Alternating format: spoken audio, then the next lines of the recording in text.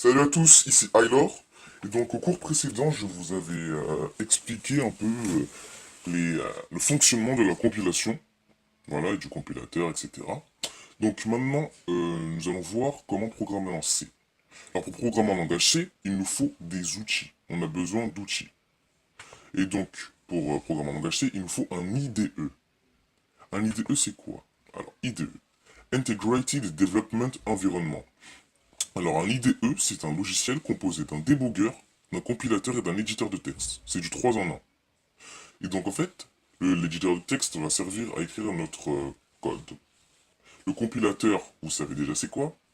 Le débogueur, c'est ce qui va permettre de trouver, par exemple si vous codez en langage C et que vous faites une erreur dans le code, le débogueur va trouver l'erreur et la ligne exacte où vous l'avez faite en fait l'erreur. Ça c'est très pratique. Donc, sur Windows, il y a plusieurs IDE, mais il y en a un que je préfère particulièrement, c'est CodeBlocks. Sur Mac OS, il y a Xcode et sur Linux, il y a aussi CodeBlocks. Donc pour les télécharger, vous allez devoir aller sur ce site. Le lien sera dans la description, ne vous en faites pas. Donc, on va sur ce site. Attendez, c'est là. Ici. Vous allez atterrir sur ce site. Une fois que vous êtes sur ce site, pour ceux qui ont un Windows, vous allez devoir télécharger la version avec Mingui. Le mieux c'est de télécharger celle-ci. Moi j'ai téléchargé celle-là avec Mingui. Donc vous appuierez sur un des deux liens pour le télécharger. Après, pour ceux qui sont sur Linux, vous téléchargez la version qui correspond à votre PC si vous êtes en 32 bits ou 64. Pour les Mac OS, bah, vous téléchargez la dernière version du logiciel qui est sortie. Voilà. Donc, maintenant, on va se rendre sur le logiciel CodeBlocks, enfin téléchargez-le, mettez pause à vidéo, téléchargez-le. Donc là, on se rend sur CodeBlocks. J'ouvre CodeBlocks. Et là, je vais vous présenter le logiciel.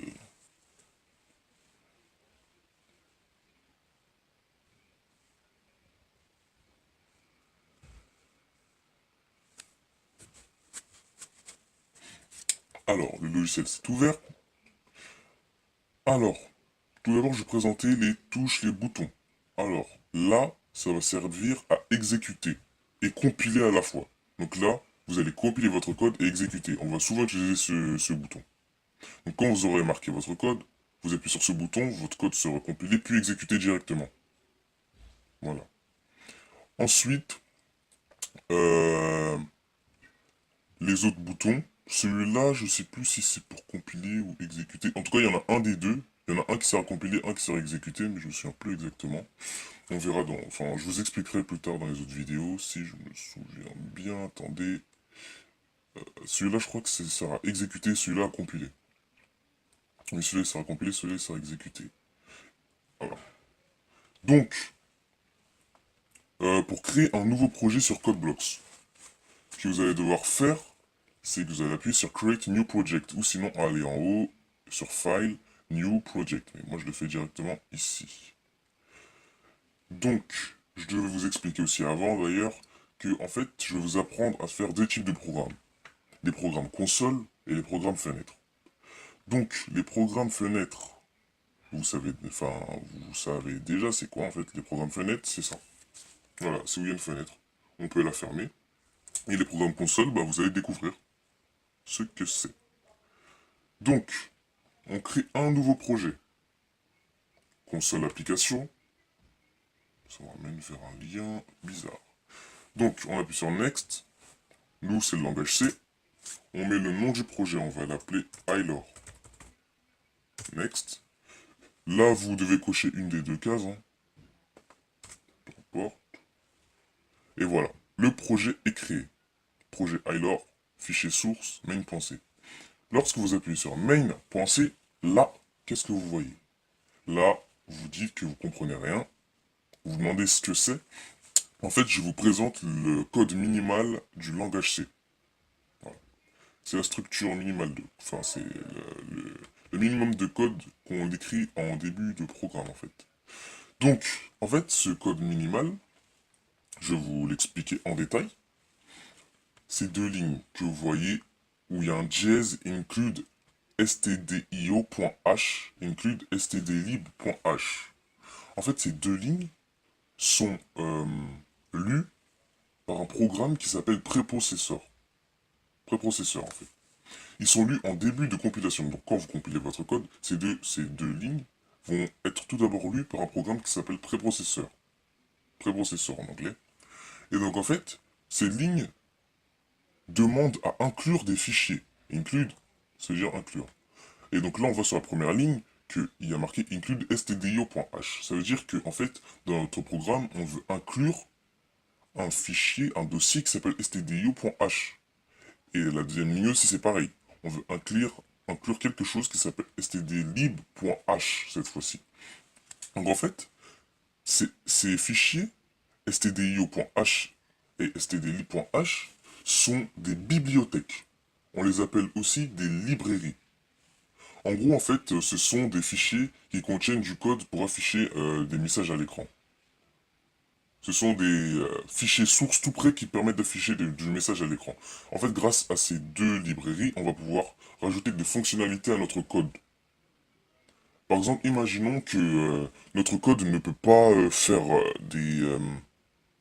ça, je dis un truc carrément au hasard, ne peut pas faire des... Par exemple, on peut pas faire des additions, des calculs. Bon, en fait, on va inclure une librairie, par exemple, on verra ça plus tard même, qui s'appelle... déjà, on va l'inclure, qui s'appelle math.h. Comme ça, notre programme aura la capacité de faire des calculs, tout simplement. On lui rajoute des fonctionnalités. Donc on appelle ça des bibliothèques ou librairies, parce que vous comprenez le système. Bibliothèque, il y a plein de livres, plein de livres, on peut avoir plein d'enseignements. On appelle ça librairie ou bibliothèque, parce que dans ces fichiers, il y a plein de fichiers sources, plein de codes qui permettent de faire plein de choses.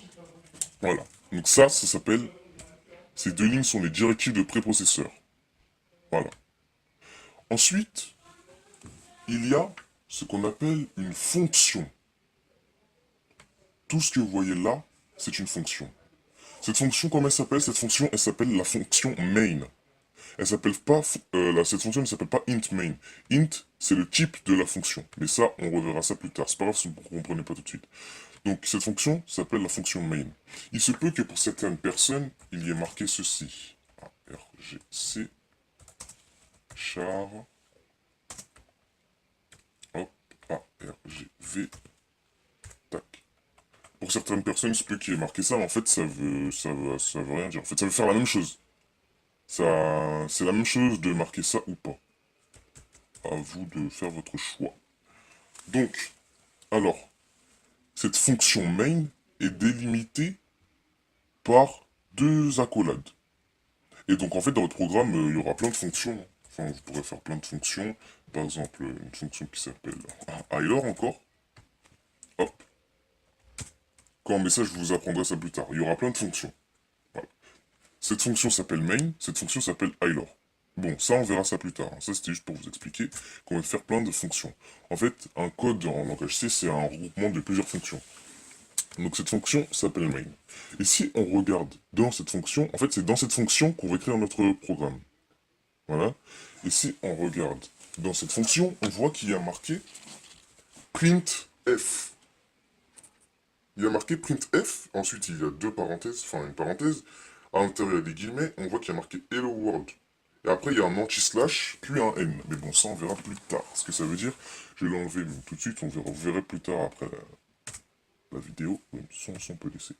Donc en fait, printf c'est une instruction. Cette instruction dit à l'ordinateur d'afficher ce message à l'écran. Donc l'instruction printf permet d'afficher des messages à l'écran.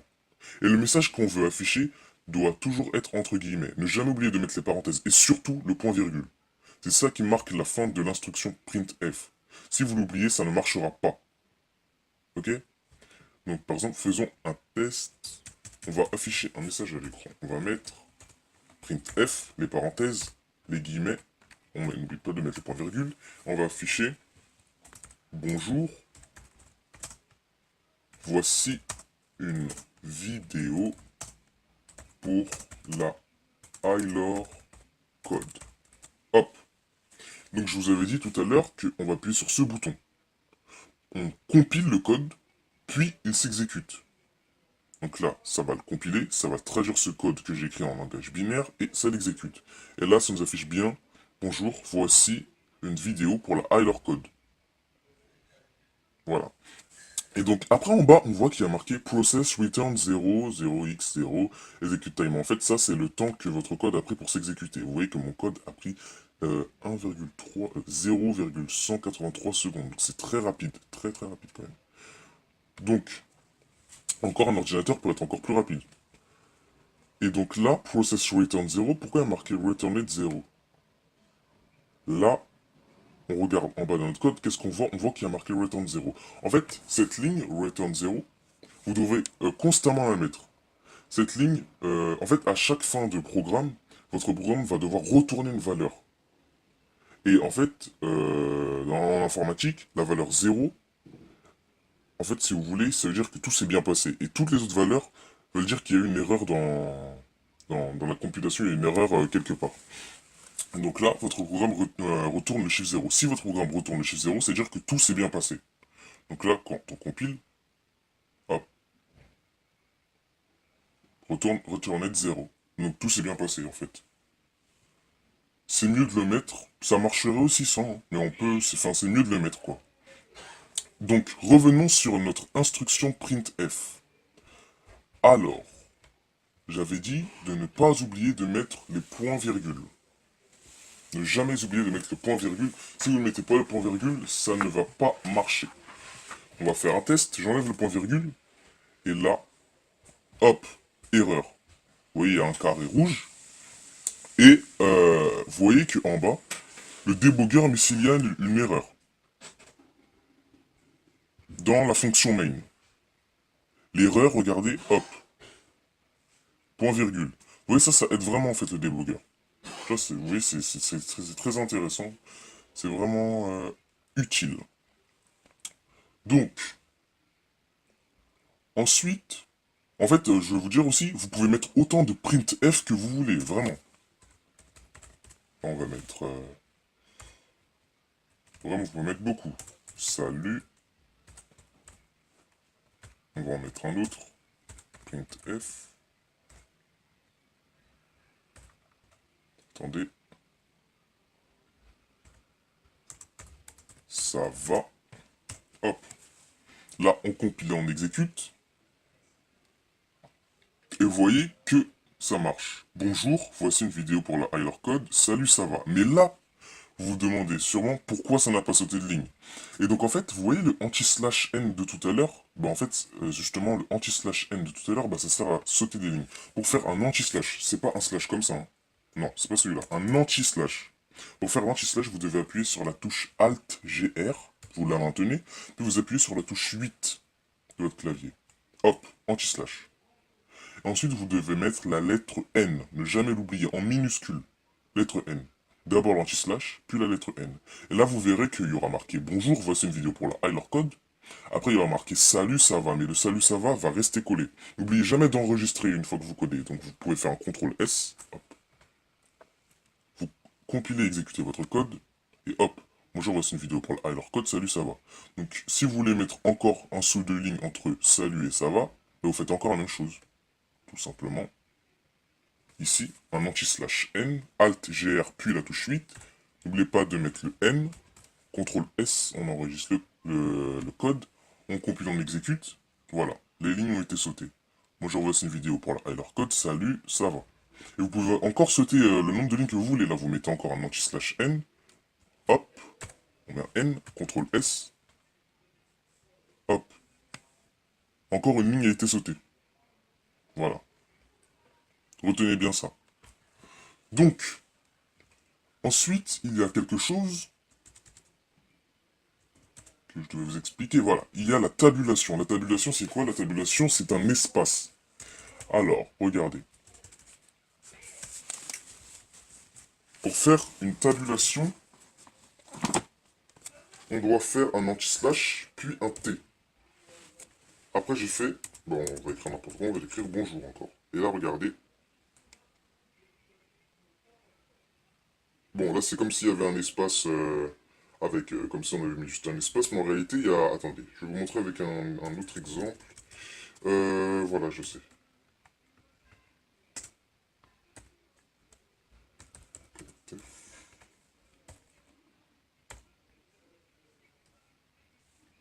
Hop, T. On va sauter une ligne pour vraiment vous montrer ce que c'est. Tabulation, on écrit bonjour, ça va. Hop, regardez ce que ça fait. Hop, tabulation. Donc en fait, c'est juste un espace. Donc n'oubliez pas, pour sauter des lignes, c'est un anti-slash n. Pour faire une tabulation, anti-slash t. Donc maintenant, je vais vous montrer les caractères un peu spéciaux. Les caractères spéciaux. Donc quand je dis caractères spéciaux, c'est par exemple si vous voulez mettre des guillemets ou des apostrophes. Ou des accents. Donc en fait vous devez vous dire que mettre des guillemets ça va pas être possible. Parce qu'en fait les guillemets délimitent déjà ce qu'on veut afficher dans ce qu'on veut afficher à l'écran. Si je mets encore deux autres guillemets, le programme va dire que c'est une erreur. On peut pas faire ça, attendez. Voilà. Hop. On peut pas faire comme ça. Et là il y aura une faute. Enfin ils vont dire qu'il y a une erreur. Voilà. On peut pas. Pour faire ça en fait, il faut encore mettre un anti-slash. Mais cet anti-slash, il faut le mettre avant le caractère qu'on veut faire apparaître. Par exemple, là, c'est les guillemets pour dire qu'on va afficher Hylor. Donc là, si on regarde, ça va afficher que Hylor. Et donc là, on veut mettre des guillemets autour de Hylor. Pour ça, il faut faire d'abord un anti-slash. Il faut mettre avant, d'abord l'anti-slash, ensuite les guillemets. Et si on veut mettre encore un autre, on fait anti-slash et après les guillemets. Et là, quand on exécute, hop, on voit qu'il y a bien les guillemets. N'oubliez pas, il faut toujours les mettre avant les guillemets. Si on fait ça, c'est pas bon. Voilà, c'est faux. Même si on fait ça aussi, c'est faux. Là, c'est pas bon. Toujours les mettre avant. Voilà. Après les guillemets, il y a pareil, il y a la même chose, ce sont les apostrophes. Par exemple, bon, on va faire... euh, on va écrire n'importe quoi. On va écrire voilà, comme ça. N'importe quoi. Donc là, ça ne devrait pas marcher. Attendez. Hop. C'est bizarre que ça marche. Attendez. Normalement, c'est pas censé marcher. Je comprends pas pourquoi ça marche.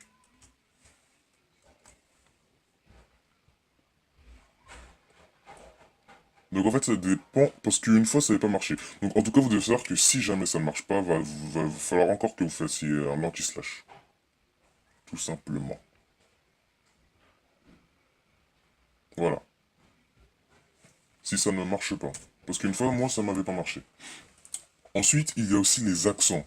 Et là, je regrette, mais pour ceux qui sont sur Windows, bah en fait, la plateforme Windows ne gère pas les accents. C'est-à-dire qu'avec votre bloc, si vous écrivez ça, voilà ce que ça va afficher. Quelque chose de vraiment bizarre. Voilà. C'est tout sauf un E. Mais par contre, sur Linux, ça marche. Si vous mettez des accents dans le programme, ça va bien s'afficher. Ensuite, on arrive au dernier point de secours, les commentaires. Pour écrire des commentaires en langage C. Alors déjà, les commentaires, à quoi ça sert? Les commentaires, ça sert par exemple à marquer des renseignements dans votre code. Par exemple, si vous programmez, vous êtes sur un long projet, vous programmez quelque chose, vous êtes sur un très long projet, et que vous n'avez plus touché à votre code depuis des semaines et des semaines, quand vous regardez, vous vous souvenez plus, les commentaires sont là pour vous rappeler. Donc les commentaires, c'est vous qui les écrivez. Il y a plusieurs sortes de commentaires. Les commentaires online et plusieurs lines en fait. Sur plusieurs lignes et sur une ligne. Exemple. Là, j'écris ça. Les commentaires une ligne. On met deux slash normaux. Et là, vous avez vu que les commentaires sont en gris. Ceci est un... Hop, attendez. Est un commentaire. Ça, ce sont les commentaires une ligne. Si on descend, C'est plus un commentaire. Donc tout ce qui va être après, enfin sur cette ligne-là, ça va être compté comme un commentaire. Même le return 0, regardez. Hop, return 0 devient un commentaire. Ça, ce sont les commentaires qui marchent que sur une ligne. Ensuite, il y a les commentaires sur plusieurs lignes. Et pour faire ça, il faut faire un slash, puis une étoile. Vous avez vu, ça commence déjà sur plusieurs lignes. On écrit notre code, on saute une ligne, et ça se termine par une étoile et un slash. Voilà. Ça, c'est les commentaires sur plusieurs lignes. Voilà.